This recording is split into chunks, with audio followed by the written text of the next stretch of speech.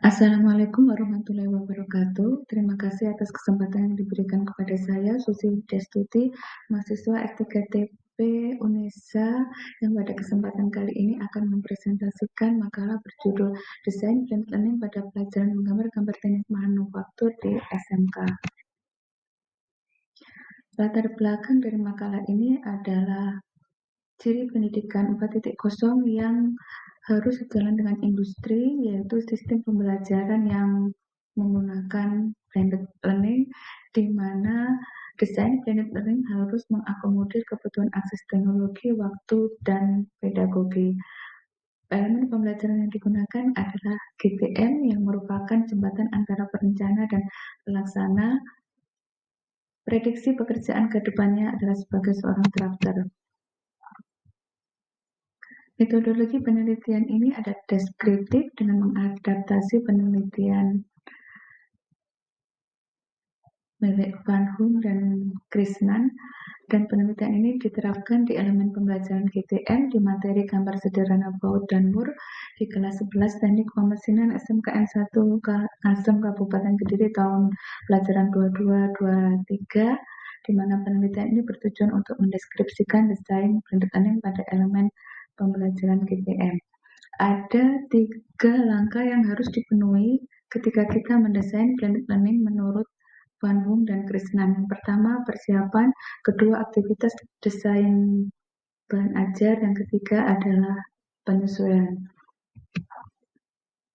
Pada tahap persiapan yang harus dilakukan adalah analisis tujuan pembelajaran yang dimulai dari analisis kebutuhan.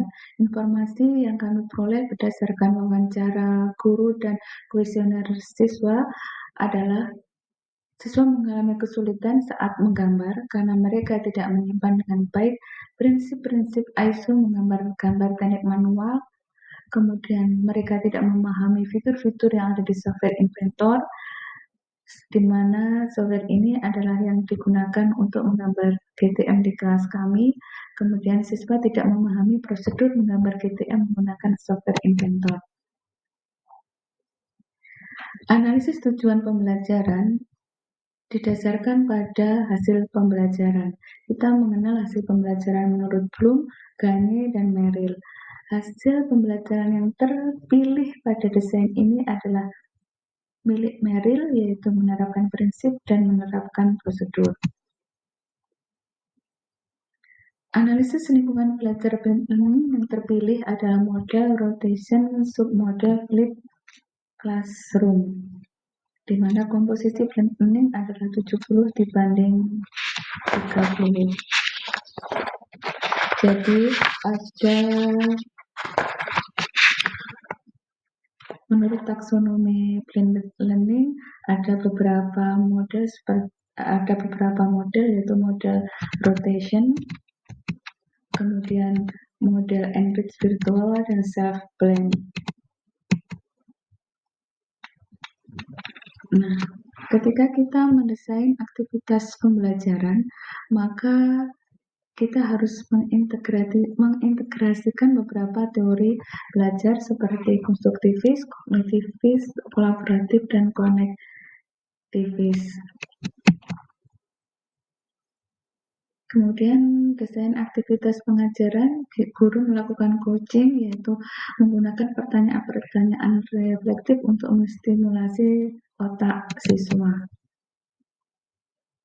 Kemudian aktivitas evaluasi menggunakan evaluasi open-ended tanpa spesifikasi terstruktur seperti contoh pada gambar, di mana dua pelat yang dihubungkan dengan baut dan mur tanpa ada petunjuk tentang dimensi.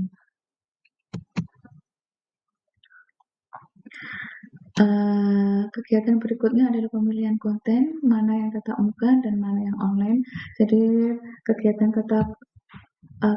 online itu ketika mereka mengamati video tutorial, kemudian pada tatap muka mereka menggambar baut dan mur sesuai video tutorial, dan pada kegiatan online berikutnya mereka menggambar baut dan mur dengan dimensi berbeda.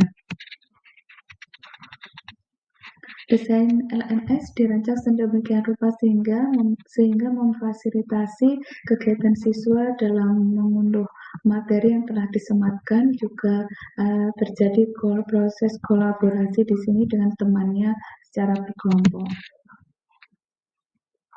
Bahan ajar yang digunakan adalah video tutorial yang disusun secara sengaja atau by design. Blended learning memberikan peluang bagi kita untuk mendesain ulang yang tentu saja harus dilaksanakan melalui prosedur tertentu dengan mengintegrasikan berbagai teori sehingga tercipta lingkungan belajar yang dapat mendukung pembelajaran sesuai dengan karakteristik materi dan siswa. Kesimpulan dari makalah ini adalah desain blended learning untuk pelajaran menggambar GTM mempunyai komposisi 70-30, mempunyai tujuan pembelajaran menurut Merrill. Model blended learning-nya adalah rotation submodel Flip Classroom yang dikelola dalam LMS yang memfasilitasi aktivitas pembelajaran berdasarkan teori belajar konstruktivis, kognitivis, kolaboratif, konektivis, aktivitas pengajaran coaching, aktivitas evaluasi open-ended, dan bahan ajar video tutorial. Penelitian ini memang baru berada pada langkah pertama dan kedua desain blended learning, dan diharapkan pada penelitian selanjutnya dapat mengevaluasi desain blended learning ini.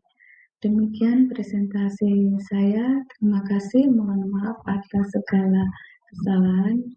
Assalamualaikum warahmatullahi wabarakatuh.